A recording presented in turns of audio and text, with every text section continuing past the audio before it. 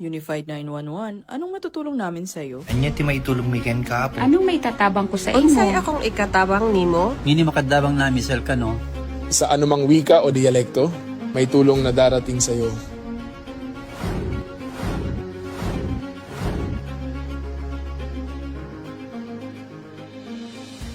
Lilingkod sa bawat Pilipino at magbibigay ng tamang impormasyon para sa tahimik at maayos na Pilipinas. Police News Network, alagad ng batas, tagapagtaguyod ng balitang pulis, sandigan ng mamamayan, patnubay ng katotohanan.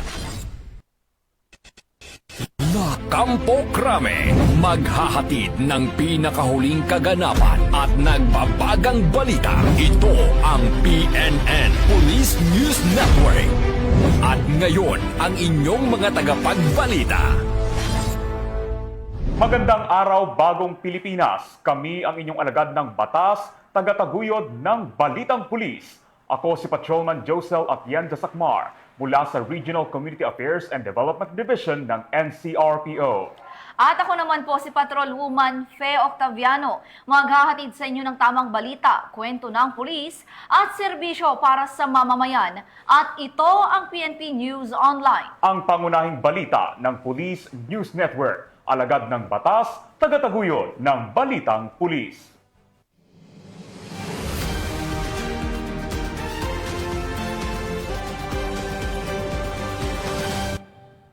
Narito ang mga balitang dapat ninyong abangan. 4 na individual nahulihan ng ilegal na droga sa lungsod ng Pasay.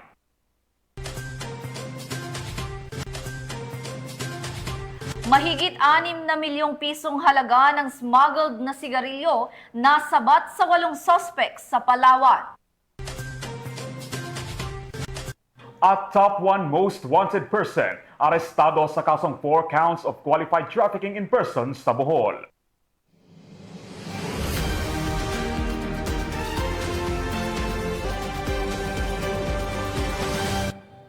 Narito ang mga balitang hatid ng ating PNN correspondents mula sa iba't ibang panig ng bansa.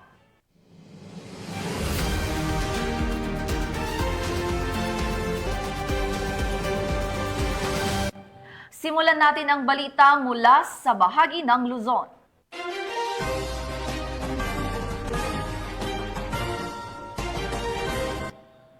Nakumpiska ang mahigit 400,000 pisong halaga ng shabu mula sa 2 high-value drug suspects sa Aguilar, Pangasinan. Nagbibigay ito ng mensahe sa publiko na patuloy ang paghabol ng otoridad sa mga drug syndicate na walang ligtas na lugar para sa kanila. Police Corporal Rafi Veloria sa balita. Ang isinagawang high-value drug operation matapos madakip ng pinagsanib na puwersa ng PDEU Pangasinan Police Provincial Office bilang lead unit, PIU Pangasinan PPO, RID Pro 1, RPDEU Pro 1, PDEG SOU 1, at Aguilar Police Station. Sa pakikipag-ugnayan sa PIDEA RO1, ang 2 hinihinalang tulak ng droga sa buy-bust operation sa Barangay Pogomboa, Aguilar, Pangasinan, dakong alas 10:35 ng gabi noong 8 ng Setyembre taong kasalukuyan. Nakilala ang mga naaresto bilang isang 60 anyos na negosyante mula sa Barangay Dalangkiring, Orbistondo, Pangasinan at isang 56 anyos na beautician mula sa Barangay San Pedro Taloy, San Carlos City, Pangasinan. Nakumpiska mula sa kanila ang 7 heat-sealed transparent plastic sachet ng hinihinalang shabu na may kabuuang timbang na humigit kumulang 65 gramo at tinatayang nagkakahalaga ng 442,000 piso. Kabilang din sa mga nasamsam ang isang 500 peso bill na ginamit bilang buy-bust money, 9 na piraso ng 1,000 peso bill, machine copy, budol money, isang black sling bag na may markang Sansonite na naglalaman ng hinihinalang shabu, isang pink pouch na naglalaman ng hinihinalang shabu, at isang blue Oppo smartphone na may casing. Ang mga sospek at nakumpiskang ebidensya ay dinala sa Urdaneta City Satellite Forensic Unit para sa pagsusuri at drug testing. Pagkatapos nito ay nilipat sila sa Aguilar Police Station para sa tamang disposisyon. Pinuri naman ni Police Brigadier General Dindo R. Reyes, Regional Director ng PRO1, ang mga unit na nagsagawa ng operasyon dahil sa kanilang koordinadong aksyon laban sa iligal na droga. Binigyang diin niya ang patuloy na kampanya ng PRO1 upang tiyakin na mananatiling ligtas at malaya sa ipinagbabawal na gamot ang mga komunidad sa rehiyon. Mula dito sa Ilocos Region, ako ang inyong PNN correspondent, Police Corporal Rafi Viloria, alagad ng batas, tagataguyod ng Balitang Pulis. Maraming salamat, Police Corporal Veronia. Bilang dapat naman bilang bahagi ng advokasya ng para sa kapayapaan at kaligtasan sa komunidad, nagsagawa ang Gonzaga Police Station ng isang training at workshop para sa mga miyembro ng Barangay Peace Action Teams sa Gonzaga, Cagayan. Police Corporal Roldan Giab sa report. Bilang bahagi ng patuloy na advokasya ng kapulisan para sa kapayapaan at kaayusan sa komunidad, isinulong ng Gonzaga Police Station sa pamumuno ni Police Major Rickson Cabawatan ang isang training at workshop para sa Barangay Peacekeeping Action Teams sa Riverview Hotel, Barangay Pateng, Gonzaga, Cagayan nito lamang 9 ng Setyembre ngayong taon. Sa nasabing aktibidad, pinangunahan ni Police Captain Sheila Joy Fronda, Assistant Deputy Provincial Information Officer, ang lecture kung saan tinalakay nito ang mga pangunahing tungkulin at responsibilidad ng mga Barangay Peacekeeping Action Teams. Dumalo ang nasa mahigit 100 na mga barangay officials na nanggaling sa 9 na barangay sa nasabing munisipalidad, kabilang ang Barangay Karuan, Cabanbanan Sur, Cabanbanan Norte, Kasitan, Iska, Rebecca, Pateng, Calao at Minanga. Layunin ng pagsasanay na ito na palakasin ang kaalaman, kasanayan at kumpiyansa ng mga miyembro ng BPAT upang higit nilang magampanan ang kanilang mga tungkulin sa pagpapanatili ng kaayusan at seguridad sa kanilang mga barangay sa tulong at gabay ng kapulisan sa lugar. Ang aktibidad na ito ay patunay ng matibay na ugnayan sa pagitan ng kapulisan at pamahalang lokal na siyang pundasyon ng isang ligtas at maayos na komunidad pamamagitan ng kanilang pagdalo at pagsuporta sa magandang adhikain ng BPAT. Mula dito sa lalawigan ng Cagayan, ako ang inyong PNN correspondent, Police Corporal Giab, alagad ng batas, tagataguyod ng Balitang Pulis. Maraming salamat, Police Corporal Giab. Naaresto ng Bulacan PNP ang 2 lalaki dahil sa kasong paglabag sa Republic Act 10591 o ang Comprehensive Firearms and Ammunition Regulation Act at illegal possession of deadly weapon sa San Ildefonso, Bulacan. Ibabalita yan ni Patrol Woman Mildred Tawagon. Lalaki na naaresto ng mga tauhan ng San Ildefonso Municipal Police Station matapos maaktuhan sa paglabag sa Republic Act 10591 o Comprehensive Firearms and Ammunition Regulation Act at illegal possession of deadly weapon sa sinagawang operasyon sa Barangay Malipampang, San Ildefonso, Bulacan. Kinilala ni Police Lieutenant Colonel Gilmore A. Wasin, Acting Chief of Police ng San Ildefonso Municipal Police Station, ang mga sospek na sina alias Bombay at alias JM, kapwa residente ng naturang barangay. Nasamsam mula sa mga sospek ang caliber .357 revolver na walang serial number na may 6 na live ammunition at isang stainless steel bladed weapon. Kasalukuyang nasa kustudiya ng San Ildefonso Municipal Police Station ang mga sospek at ang mga nakumpiskang ebidensya habang inihahanda ang mga kaukulang kaso laban sa kanila. Patuloy na isinusulong ng Bulacan Police Provincial Office sa ilalim ng pamumuno ni Police Colonel Angel L. Garciliano, Provincial Director, ang mas pinaigting na kampanya laban sa mga iligal na baril at armas, hindi lamang upang sugpuin ang kriminalidad, kundi upang masiguro rin ang pagkakaroon ng ligtas, payapa at maunlad na pamayanan para sa bawat Bulakenyo. Mula dito sa Bulacan Police Provincial Office, ako ang inyong PNN correspondent, Patrol Woman Mildred A. Tawagon, alagad ng batas, tagataguyod ng Balitang Pulis. Maraming salamat, Patrol Woman Tawagon. Sa kabilang dako naman, nahuli ng mga otoridad ang tinaguriang most wanted person dahil sa kasong may kinalaman sa iligal na droga sa isinagawang operasyon sa lalawigan ng Cavite. Yan ang balitang hatid ni Patrol Woman Faisal May Urbano. Arestado ang isang lalaki na kabilang sa listahan ng mga most wanted person sa lalawigan ng Cavite sa isinagawang manhunt operation ng Bacoor Component City Police Station sa Barangay Molino 2, Bacoor City nito lamang 8 ng Setyembre taong kasalukuyan. Kinilala ang suspect na si alias Jerry, 26 taong gulang, binata at residente ng nasabing lugar. Naaresto ang suspect sa bisa ng warrant of arrest para sa kasong paglabag ng Republic Act 9165 o ang Comprehensive Dangerous Drugs Act of 2002 na walang inirerekomendang piyansa. Ang operasyon ay isinagawa ng Warrant Section ng Bacoor Component City Police Station sa ilalim ng programa nilang Manhunt Charlie. Kasalukuyan namang nakakulong ang suspect sa Bacoor Custodial Center para sa tamang proseso at disposisyon. Mula dito sa PRO Calabarzon, ako ang inyong Police News Network Correspondent, Patrolwoman Pisalme T. Urbano, alagad ng batas, tagataguyod ng balitang pulis. Maraming salamat, Patrolwoman Urbano. Nasabat ang mahigit 6 na milyong pisong halaga ng smuggled na sigarilyo mula sa 8 sospek sa ikinasang operasyon ng mga kapulisan sa karagatang sakop ng Bataraza, Palawan. Nakibalita dyan si Patrolwoman Christine Lorenzo. Naaresto ang 8 individual matapos masabat ng mga operatiba ng 2nd Special Operations Unit Maritime Group, katuwang ang Balabac Special Boat Crew, Riotoba Maritime Law Enforcement Team at iba pang lokal na ahensya ang mahigit 6.3 milyong halaga ng smuggled na sigarilyo sa karagatang sakop ng Barangay Malihud, Bataras sa Palawan nito lamang 8 ng Setyembre taong kasalukuyan. Kinilala ang mga suspect na si alias Man, 33 anyos na siyang boat captain, Arj, 21 anyos, Yos, 23 anyos, Jib, 22 anyos, Musa, 22 anyos, Jum, 35 anyos, Mahid, 33 anyos at Darus, 17 anyos. Nahuli silang sakay ng bangkang may kargang kontrabando habang isinasagawa ang anti-smuggling operation ng mga otoridad.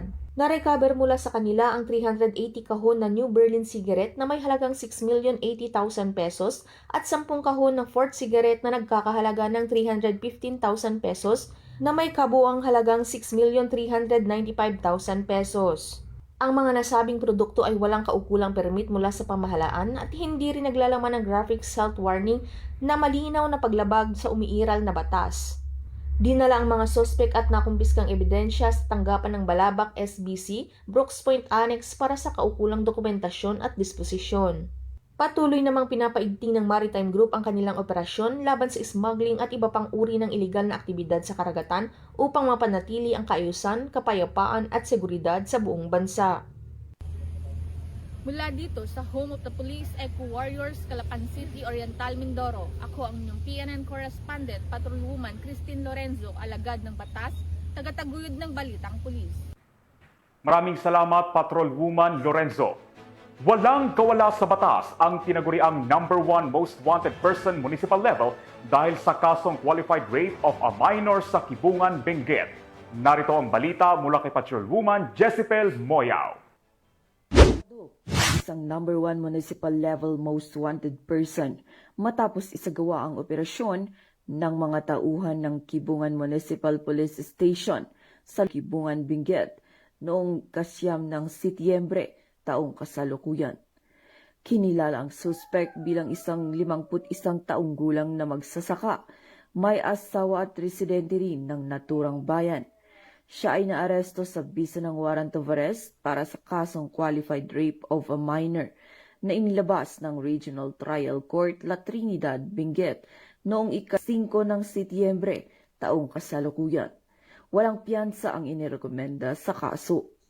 Dinala ang suspect sa Kibungan Municipal Police Station para sa kaukulang dokumentasyon bago isumite ang mga kinakailang papeles sa korte. 2 alternative recording devices ang ginamit sa operasyon upang matiyak ang maayos na pagproseso.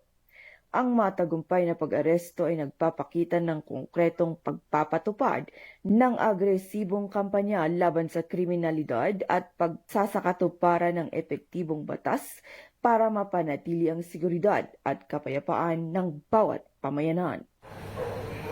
Mula dito sa rehiyon ng Cordillera, Ako ang inyong PNN correspondent, Patrolwoman Josabel Moyaw, alagad ng batas, tagataguyod ng Balitang Pulis.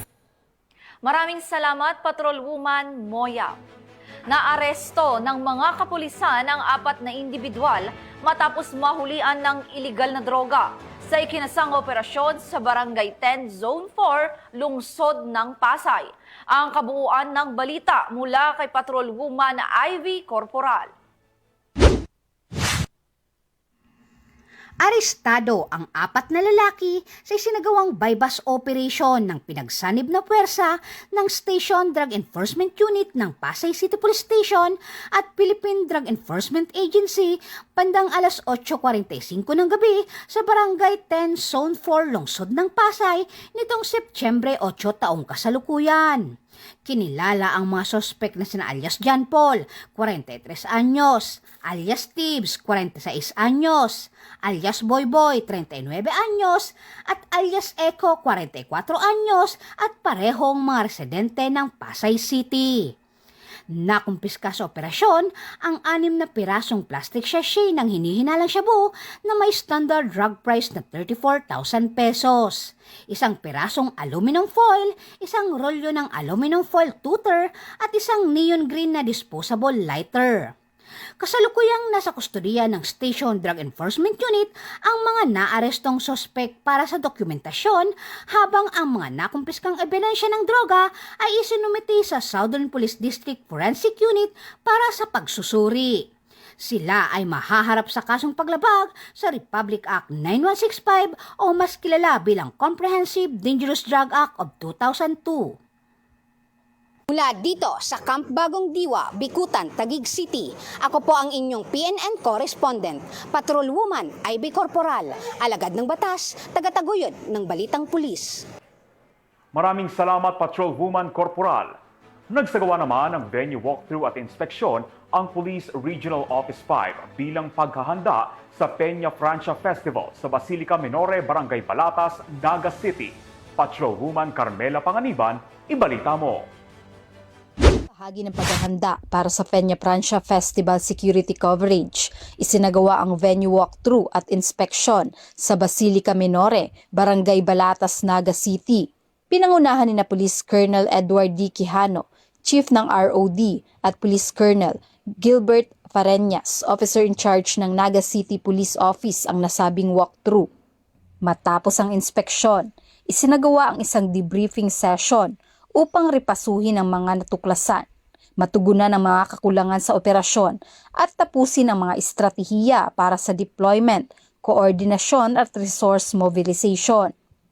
Layo ng aktibidad na masuri ang kahandaan ng seguridad ng lugar, tukuyin ang mga posibleng panganib at matiyak na may sapat na mga hakbang para sa kaligtasan at crowd control sa inaasahang dagsa ng mga deboto at bisita. Kasama rin dito ang pagpapalakas ng koordinasyon sa iba't ibang ahensya, pag-validate ng deployment plans, at pagtukoy sa mga kinakailangang kagamitan at suporta upang masiguro ang ligtas at maayos na pagdiriwang. Ang nasabing hakbang ay bahagi ng masusing paghahanda ng Pro-5 upang matiyak ang kaligtasan ng publiko at ang maayos na pagdiriwang ng tauhang Peña Francia Festival. Mula dito sa Legazpi City, Albay, ako ang inyong PNN correspondent, Patrolwoman Carmela Bianca Panganiban, alagad ng batas, tagataguyod ng Balitang Pulis. Maraming salamat, Patrolwoman Panganiban. Para naman sa ating weather updates, naglabas ng babala ang Pag-asa ngayong araw kaugnay ng pagbubukas ng gates ng Ambuklao at Binga Dam sa Benguet. Ayon sa ulat, 2 gates ng Ambuklao Dam ang bukas at naglalabas ito ng 120.25 cubic meters ng tubig kada segundo. Samantala naman na 3 gates ang bukas sa Binga Dam na may discharge na 204.41 cubic meters kada segundo.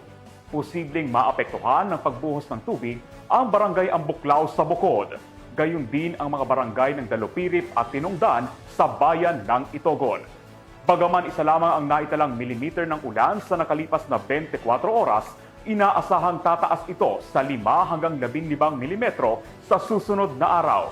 Dahil dito, pinapaalalahanan ang mga residente at lokal na pamahalaan na maging alerto.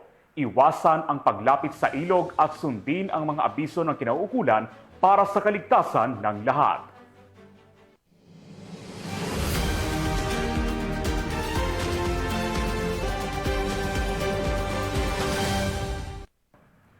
Aktibong nakilahok ang Police Regional Office 6 sa ika-125 Philippine Civil Service Anniversary Fun Run sa Iloilo City. Ang pakikilahok ng kapulisan sa mga aktibidad na pampubliko at pampisikal gaya ng fun run ay nakakatulong upang mapalapit sila sa mamamayan. Ang balitang hatid ni Patrolwoman Charmaine Balunsa.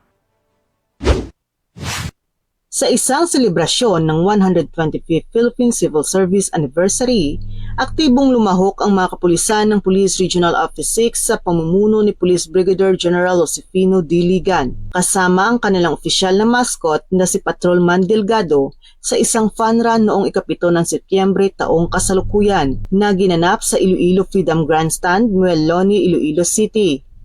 Tinatayang mahigit 2,000 kalahok mula sa iba't ibang ahensya ng pamahalaan, mga uniform personnel at iba pang mga individual ang nagsama-sama sa 5 km, 3 km at 1 km run na nagbigay diin sa kahalagahan ng pagkakaisa, malasakit at pangangalaga sa kalusugan.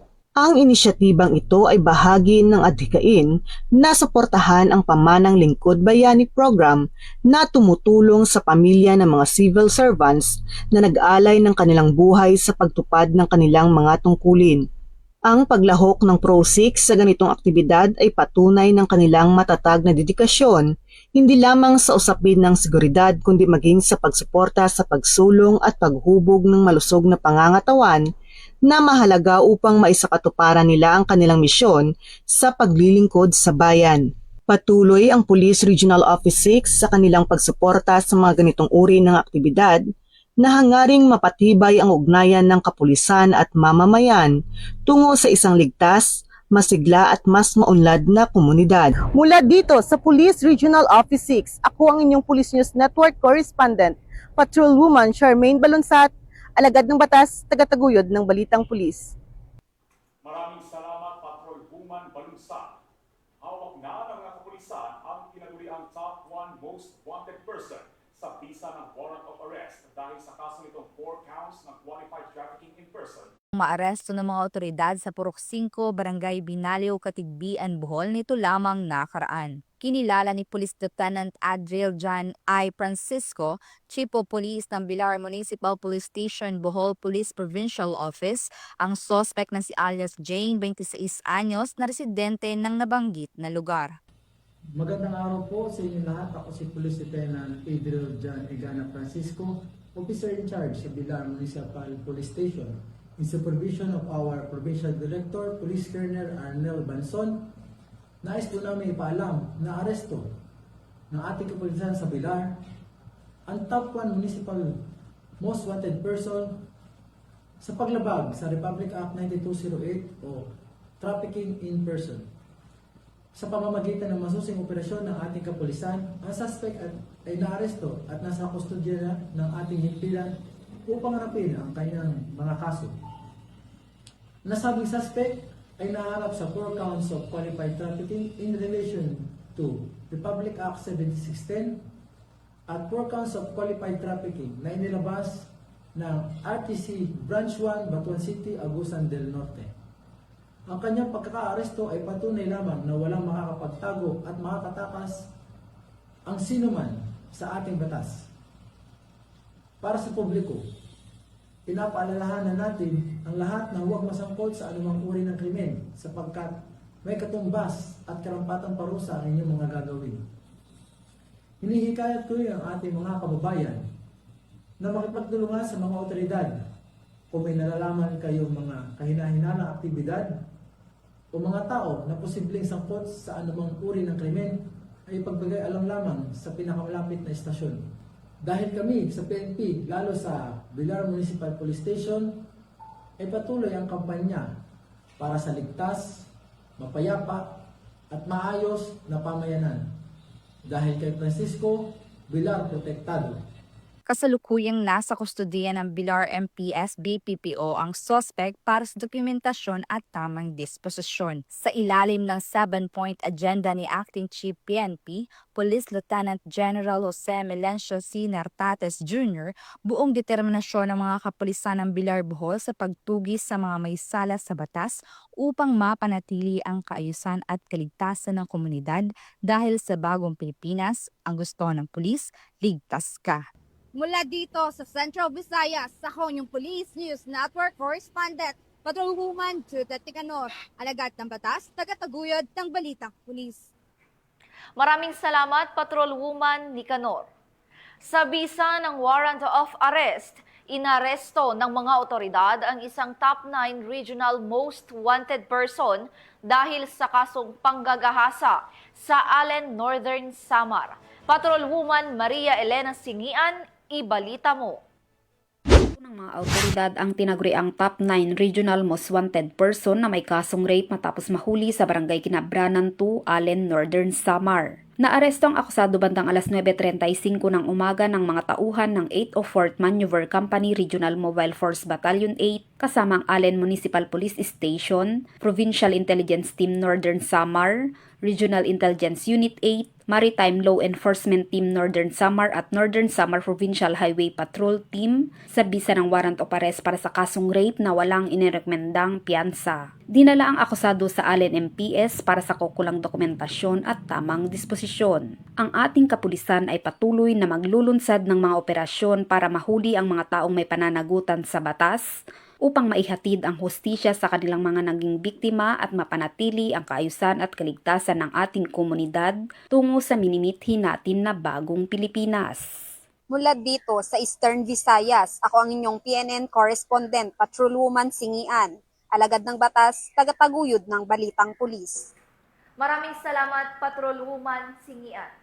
Narito naman ang mga balita mula sa bahagi ng Mindanao.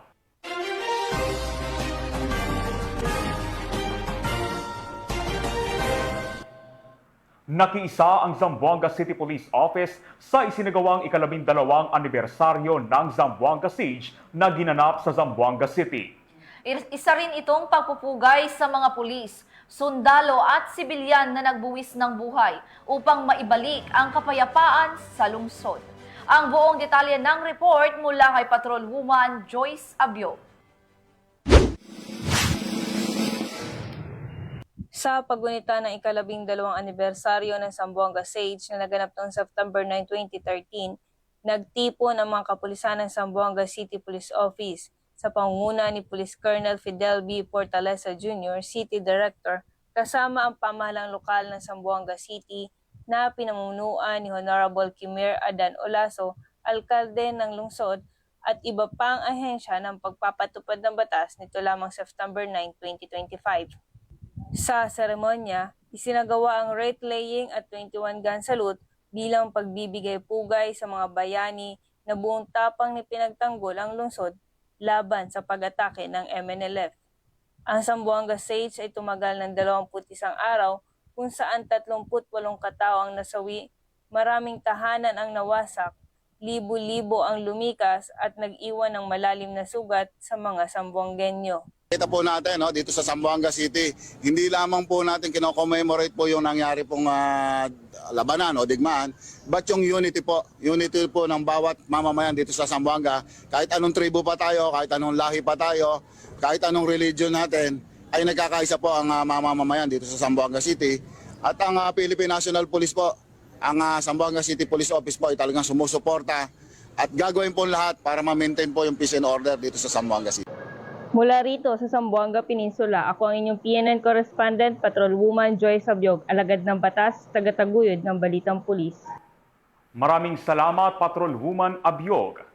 Napasakamay na ng mga kapulisan ang hinihilalang tulak ng droga matapos mahulihan ng mahigit 300,000 pisong halaga ng shabu sa ikinasang operasyon sa Barangay Agusan, Cagayan de Oro City. Narito ang report mula kay Patrolwoman Danessa Berdos. Inalang tulak ng ilegal na droga ang naaresto ng mga otoridad sa ikinasang buy-bust operation sa Barangay Agusan, Cagayan de Oro City. Kinilala ni Police Colonel Salvador Radam, City Director ng Cagayan de Oro City Police Office, ang suspect na si alias Dondon, lalaki at residente ng nasabing lugar. Nakumpiska mula sa kanyang ilang plastic sachet na naglalaman ng puting kristal na substansyang pinaniniwala ang shabu na may kabuang bigat na 53 na gramo at may standard drug price na humigit kumulang 360,400 pesos. Naharap ang suspect sa kasong paglabag sa RA 9165 o Comprehensive Dangerous Drugs Act of 2002. Mula dito sa Camp Vicente G. Alagar, Cagayan de Oro City, ako ang inyong Police News Network Correspondent, Patrolwoman Danessa Berdos, alagad ng batas, tagataguyod ng Balitang Pulis. Maraming salamat, Patrolwoman Berdos. Arestado ang isang street-level individual sa ikinasang buy-bust operation sa Davao City. Alamin ang buong detalye ng balita mula kay Patrolwoman Bernamay Lapos. Ang isang drug personality sa isinagawang buy-bust operation ng San Pedro Police Station sa Barangay 3-A Davao City. Nito lamang ika-8 ng Setyembre taong kasalukuyan. Kinilala ni Police Major Emmanuel D. Manlatican, Acting Station Commander ng San Pedro Police Station, ang suspect na si alias Payat, 44 anyos, isang construction, na residente sa Purok 7, Roman Diaz Extension, Kalinan, Davao City. Ayon pa kay Police Major Manlatican, nahuli ang suspect ng mga tauhan ng San Pedro Police Station sa koordinasyon ng Philippine Drug Enforcement Agency 11. Dagdag pa, nakuha mula sa suspect ang 3 pakete ng hinihinalang shabu, isang cellular phone at buy-bust money na ginamit sa operasyon. Ang suspect ay kasalukuyang nasa kustodiya na ng nasabing istasyon para dumaan sa tamang disposisyon at mahaharap sa kasong paglabag sa RA 9165 o ang Comprehensive Dangerous Drugs Act of 2002. Patuloy na isinusulong ng Police Regional Office 11 sa pamumuno ni Regional Director Police Brigadier General Joseph Argeles ang mas pinaigting na kampanya kontra kriminalidad upang makamit ang isang maayos, ligtas at mapayapang Rehiyon 11. Mula dito sa Police Regional Office 11, ako ang iyong PNN Correspondent, Patrolwoman Bernamay Lapos, alagad ng batas, tagataguyod ng Balitang Pulis. Maraming salamat, Patrolwoman Lapus. Nasabat naman sa isang checkpoint operation ang mahigit 100,000 pisong halaga ng smuggled na sigarilyo sa Sarangani Province. Patrolman Nerwin J. Medellin sa report. Diba? Tumigil na sila kasi pag hindi sila tumigil sa kanilang ginagawa, hindi rin kami titigil sa paghuhuli. Diba? Yun lang naman yan.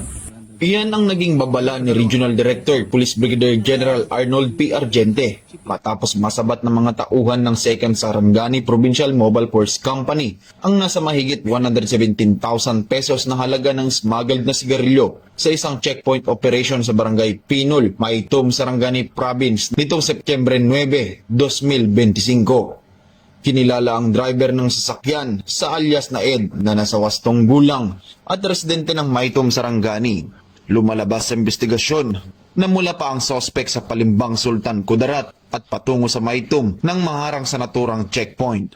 Sa isinagawang inspeksyon, natuklasan sa loob ng minamanehong sasakyan ang 2 kahon ng Berlin brand cigarettes at 1 kahon ng Fort brand cigarettes na may tinatayang halaga na 117,870 pesos. Naharap ngayon ang sospek sa kasong paglabag sa Custom Modernization and Tariff Act o ang RA 10863. Tinayak ng PRO12 na magpapatuloy ang pinaigting na kampanya laban sa smuggling upang mapangalagaan ang lokal na industriya at kalusugan ng mamamayan. Mula dito sa General Santos City, ako ang inyong PNN Correspondent, Patrolman Nerwin J. Medellin, alagad ng batas, tagataguyod ng Balitang Pulis. Maraming salamat, Patrolman Medellin.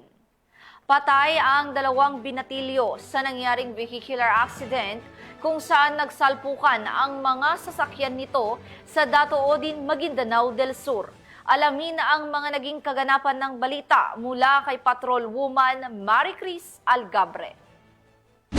Binawian ng buhay ang 2 binatilyo matapos na masangkot sa vehicular accident ng magkabanggaan ang tricycle at Ford Everest na sasakyan Sa bahagi ng sitio pa ng Barangay Kabingi, Dato Saudi, Ampatuan, Maguindanao del Sur, bandang alas 3:10 ng hapon araw ng Lunes, 8 ng Setyembre taong kasalukuyan. Kinilala ni Maguindanao del Sur Provincial Director Police Colonel Salman H. Sapal ang mga biktima na sina Benje, 16 anyos at Langlang, 17 anyos na kapwa residente ng naturang lugar, habang kinilala ang kabanggaan nitong si Muarep, 38 anyos, driver ng Ford Everest na residente naman ng Taguig City. Ayon sa report ng Dato Saudi Ampatuan Municipal Police Station, ang Ford Everest ay nagmamaniho patungong Isulan, Sultan Kudarat, habang ang tricycle ay patungo naman ng Dato Unsay, Gindulungan, Maguindanao del Sur, nang biglang nawala ng kontrol ang naturang tricycle dahil sa malakas na ulan na nagresulta sa pagkakabanggaan ng dalawang mga sasakyan. Dahil sa lakas ng impact ng banggaan ay agad na binawian ng buhay ang driver at pasahero ng tricycle, habang ang sakay ng Ford Everest ay maswerteng hindi nasugatan.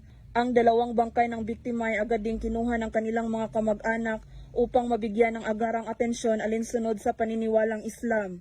Sa ngayon ay nasa kustudiya na ng Dato Saudi Ampatuan MPS ang mga sasakyan na sangkot sa insidente, habang nagpapatuloy pa ang ginawang investigasyon ng mga kapulisan. Mula rito sa Rio ng Bangsamoro, ako ang inyong PNN correspondent, Patrolwoman Marie Cristina. Ituwang ang mga lokal ng pamahalaan at iba pang emergency response unit sa Sitio Iring, Barangay Wilson, San Jose, Dinagat Islands nito lamang Setyembre taong kasalukuyan. Sa isinagawang drill, ipinakita ang senaryo ng pagsabog ng improvised explosive device o IED sa isang mataong lugar. Agad na rumesponde ang kapulisan, bomb disposal unit, Bureau of Fire Protection at medical responders upang kontrolin ang sitwasyon. Kabilang sa mga pangunahing bahagi ng simulation exercise ang bomb detection at area security, kung saan isinagawa ang ligtas na pag-evacuate ng mga sibilyan. Ayon kay Police Colonel Jerome A. de la Cruz, Provincial Director ng Dinagat PNP, ang kaligtasan at seguridad ng ating komunidad ang pangunahing prioridad. Sa pamamagitan ng ganitong pagsasanay, napapalakas ang ating kakayahan sa mas mabilis at epektibong pagtugon sa mga tunay na emerhensya. Maigpit namang ipinatupad ang mga safety protocol sa buong pagsasanay. Ang aktibidad na ito ay bahagi ng mas malawak na programa ng PNP sa ilalim ng Peace and Order and Public Safety Plan na naglalayong masuri at mapalakas ang kahadaan ng lalawigan sa pagtugon sa mga posibleng banta ng terorismo at mga insidente ng mass casualty.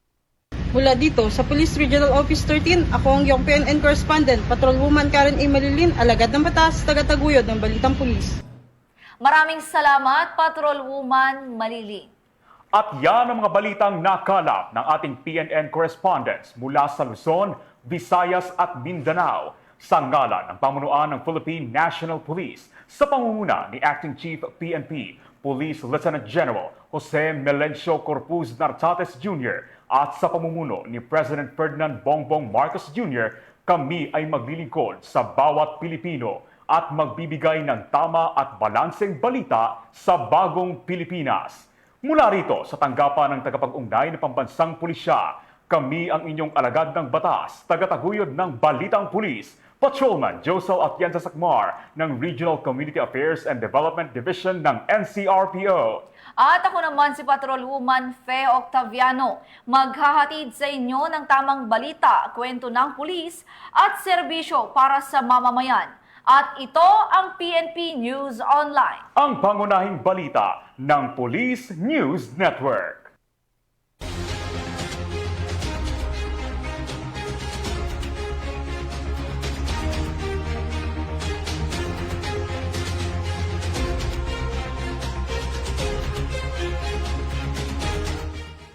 Police News Network, alagad ng batas, tagapagtaguyod ng balitang pulis.